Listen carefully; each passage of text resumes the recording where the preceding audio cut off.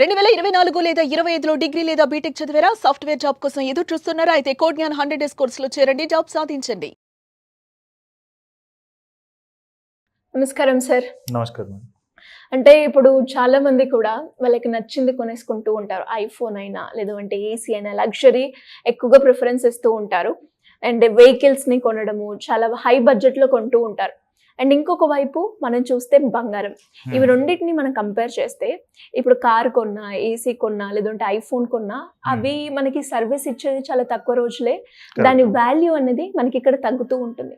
అదే మనం బంగారాన్ని కొనుక్కుంటే దాని వాల్యూ పెరుగుతూనే ఉంటుంది, కానీ ఎప్పుడు కూడా దాని వాల్యూ డిప్రిషియేట్ అవ్వదు.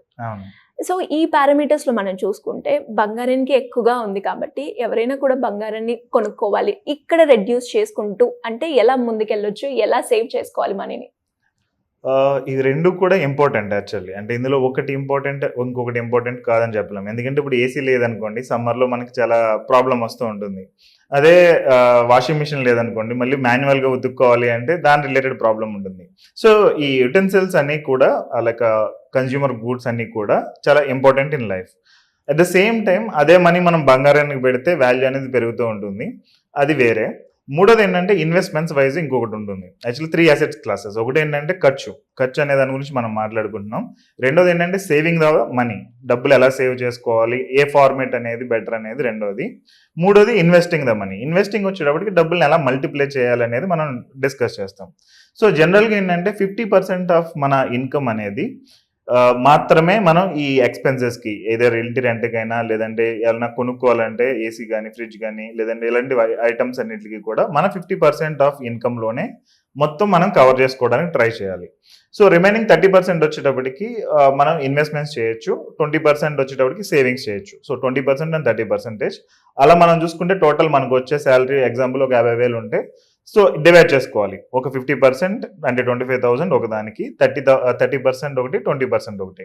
సో హాఫ్ ద మనీ అనేది మనం సేవింగ్స్ అండ్ ఇన్వెస్ట్మెంట్స్ చేస్తే మనకి ఫైనాన్షియల్ ఫ్రీడమ్ అనేది వస్తుంది, అది ఒకటి. దాని పక్కన పెడితే ఏంటంటే మన మనీ మన గురించి వర్క్ చేయడం మొదలు పెడుతుంది. సో మనం జనరల్గా ఒక 10 lakh వరకు సేవ్ చేసుకుంటూ వెళ్తే మనం మంత్లీ విత్డ్రాల్, SWP అని ఒకటి ఉంది concept, systematic withdrawal plan. So 10 lakhs మనకు ఉంటే నెలకి 7,500 లైఫ్ టైం పాటు విత్డ్రా చేయొచ్చు. నెలకి 7,500. సో మనం ఆ 10 lakhs సేవింగ్స్ తర్వాత ఖర్చు పెట్టుకుని ఏదైనా ఈఎంఐ మీద ఏదైనా ప్రొడక్ట్ తీసుకుంటే ఈ ఈఎంఐ అనేది దీని నుంచి పే చేయొచ్చు. జనరల్గా 7,000 దాకా ఈఎంఐ అనేది మన మనీ మన గురించి సంపాదిస్తుంది కాబట్టి.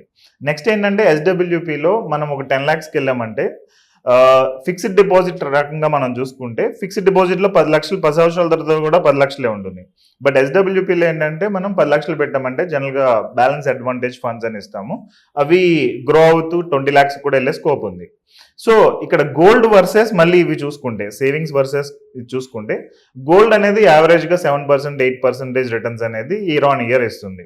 సో నా రికమెండేషన్ ఏంటంటే ఏదైనా ఆర్నమెంట్స్ కావాలి మనకి, లైక్ జ్యువెలరీ ఏమైనా కావాలి, గాజులు కానీ నెక్లెస్ కానీ ఇలాంటివి, అప్పుడు గోల్డ్ సేవింగ్స్ మీద పెట్టుకోవడం బెటర్ ఉంటుంది.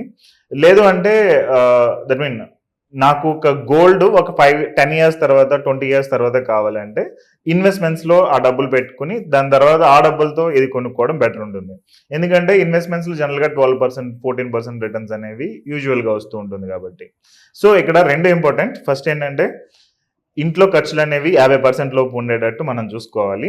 ఏ కన్జ్యూమర్ గూడ్స్ ఏదైనా AC, fridge, mixie, what ever it is, ఈ 50%లో చూసుకుంటూ ఒక 20% వచ్చేటప్పటికి సేవ్ చేస్తూ 30% ఇన్వెస్ట్ చేస్తే ఒక 10 yearsకి కానీ లేదా ఒక 15 yearsకి కానీ ఫైనాన్షియల్ ఫ్రీడమ్ అనేది వస్తుంది.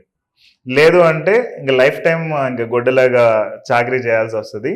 ఈవెన్ రిటైర్మెంట్ అయిన తర్వాత కూడా ఏమన్నా పని చూసుకోవాల్సిన అవసరం రావచ్చు. సో ఫైనాన్షియల్ ఫ్రీడమ్ అనేది చాలా ఇంపార్టెంట్ కాబట్టి మనం రైట్ డిసిషన్ అనేది తీసుకోవాలి. ఇక్కడ బంగారాన్ని సేవ్ చేసుకోవడం కరెక్టా సార్, లేదంటే ఇంకే రకంగానైనా కూడా మనము మన మనీని సేవ్ చేసుకునే ఆప్షన్స్ ఉన్నాయంటారు? సో పాస్ట్ హిస్టరీ బట్ అయితే కనుక మనకి బంగారం one of the good savings and investments option. But మనం అదర్ ఆల్టర్నేట్ ఆప్షన్స్ చూస్తే కనుక లాస్ట్ 10 years డేటా మనం చెక్ చేసుకుంటే స్మాల్ క్యాప్ ఫండ్స్ అనేవి బాగా రిటర్న్స్ అనేవి ఇచ్చాయి. స్మాల్ క్యాప్లో ఉండే మ్యూచువల్ ఫండ్స్ అయినా కానీ, స్మాల్ క్యాప్లో ఉండే ఈవెన్ స్టాక్స్ కూడా. బట్ స్టాక్స్ వచ్చేటప్పటికి ఏదైనా హై ఫ్లక్చువేషన్ ఉంటుంది కాబట్టి యూజువల్గా మ్యూచువల్ ఫండ్స్ బెటర్ ఆప్షన్ ఉంటుంది. So last 10 years data check చేస్తే స్మాల్ క్యాప్ ఫండ్స్ అనేవి అప్రాక్సిమేట్ 8 times బెటర్ రిటర్న్స్ ఇచ్చినాయి. కంపేర్డ్ టు గోల్డ్ వచ్చేటప్పటికి 2 to 3 times మాత్రమే మనకి బెటర్ రిటర్న్స్ అన్నట్టు ఉంది. ఆ చార్ట్ అనేది మనం చూసుకుంటే నేను మీకు చార్ట్ చూపిస్తాను, దానిలో మీరు చెక్ చేయండి. సో వెల్త్ క్రియేషన్ చేసుకోవాలి, నేను ఫైనాన్షియల్ ఫ్రీడమ్ కావాలి, లేదంటే నేను తొందరగా రిటైర్ అవ్వాలి అని అనుకుంటే బంగారం అనేది బెస్ట్ ఆప్షన్ కాదు. బట్ నాకు జనరల్గా ఆర్నమెంట్స్ కావాలి, ఇంట్లో వాళ్ళకి ఆ కూతురికి కానీ లేదంటే వైఫ్కి కానీ నాకు జ్యువెలరీ కావాలి, లేదంటే సమ్ కైండ్ ఆఫ్ ఒక సేవింగ్ ఆప్షన్ నాకు ఉండాలి అని అనుకున్నప్పుడు ఈ గోల్డ్ అనేది బెటర్ ఉంటుంది. బట్ జనరల్గా గోల్డ్ని మనం దాయడం చాలా సెక్యూర్గా ఉంచాలి కదా, అంటే చాలా దొంగతనాలు జరిగినప్పుడు జనరల్గా బంగారం పోయిందని అంటారు. ఈవెన్ మనం ఒంటిమే పెట్టుకున్నప్పుడు కూడా దానికి ఇంపాక్ట్ అనేది ఉంటుంది. బట్ ఈ మ్యూచువల్ ఫండ్స్ కానీ లేదంటే వేరే బ్యాంక్ ఫిక్స్డ్ డిపాజిట్స్ కానీ ఇవేంటంటే మనీ అనేది ఒక సెక్యూర్డ్ ప్లేస్లో ఉంటుంది కాబట్టి మనకు అంత దాయడానికి లేదంటే ఎక్కడికైనా ట్రావెల్ చేస్తే మనకు డబ్బులు పోతుంది ఆ టైప్లో ఉండదు. So more or like long టర్మ్కి అయితే ఆల్టర్నేట్ మ్యూచువల్ ఫండ్స్ కానీ లేదంటే ఫిక్స్డ్ డిపాజిట్స్ కానీ ఇవి బెటర్ ఉంటాయి. షార్ట్ టర్మ్కి అయితే గోల్డ్ అనేది బెటర్ ఆప్షన్. అంటే ఇప్పుడు చాలా మంది కూడా సార్ లగ్జరీకి వెళ్ళిపోయి ఎక్కువగా ఖర్చు చేస్తూ ఉంటారు కదా, వాటిల్లో ఇప్పుడు మనం మాట్లాడుకుంది దానికే కాబట్టి అక్కడ ఏమైనా రెడ్యూస్ చేస్తే మనం సేవింగ్ చేసుకోవడానికి ఏమైనా స్కోప్ ఉంటుందా నిజంగానే? Yeah, that's very good question actually. So luxury వచ్చేటప్పటికి కార్ లేదంటే బైక్ ఇవి మనం చూసుకుంటే, కారు మనకి 10 లక్షల్లో కార్ వస్తుంది, 50 లక్షల్లో కార్ వస్తుంది, ఈవెన్ 5 crores కూడా కార్ వస్తుంది. సో మన ఇన్కమ్ బాగుంది అని అనుకుంటే ఈవెన్ 5 crore కార్ కొనుక్కున్నా పర్లేదు. బట్ మన ఇన్కమ్ అనేది స్ట్రగ్లింగ్లో ఉంది, లేదంటే సక్సెస్ అవుతామో లేదో మనకు తెలియదు, లేదంటే స్టేబుల్గా లేదు. ఎగ్జాంపుల్ రీసెంట్గా ఒక పర్సన్, నాకు తెలిసిన ఒక పర్సన్, ఆయన ఒక కంపెనీ స్టార్ట్ చేశాడు. ఇన్కమ్ సడన్గా ఒక 5 లక్షలు నెలకి రావడం మొదలు పెట్టింది. ఇమీడియట్గా కార్ కొన్నాడు, ఇమీడియట్గా ఈవెన్ హౌస్ కొనడానికి కూడా వెళ్ళాడు, మేము ఆపాం జనరల్గా. దాని తర్వాత ఇంకా కావాల్సిన 4-5 ఐటమ్స్ కొనేసాడు. ఒక 3 నెలలు బిజినెస్ బాగా రన్ అయింది, దాని తర్వాత బిజినెస్ స్టక్ అయింది. సో బిజినెస్ స్టక్ అయితే దాన్ని ఏం చేయాలో అర్థం కాల. ఇప్పుడు అమ్మేద్దాం అని అంటే అంత లవ్ పెట్టి మనం కొనుక్కున్న దాన్ని అమ్మేయడం అనేది అవ్వదు కదా. ఎట్ ద సేమ్ టైం అది ఉంచుకోవాలంటే ఫైనాన్షియల్గా ఇప్పుడు ఇన్కమ్ లేదు, దీని నుంచి మనం ఎలా చేయాలనేది కూడా తెలియదు. అందుకనే జనరల్గా ఫైనాన్స్లో కొన్ని రూల్స్ ఉంటాయి. అంటే ఎమర్జెన్సీ ఫండ్ నాకు ఒక 5 లక్షలు కావాలి.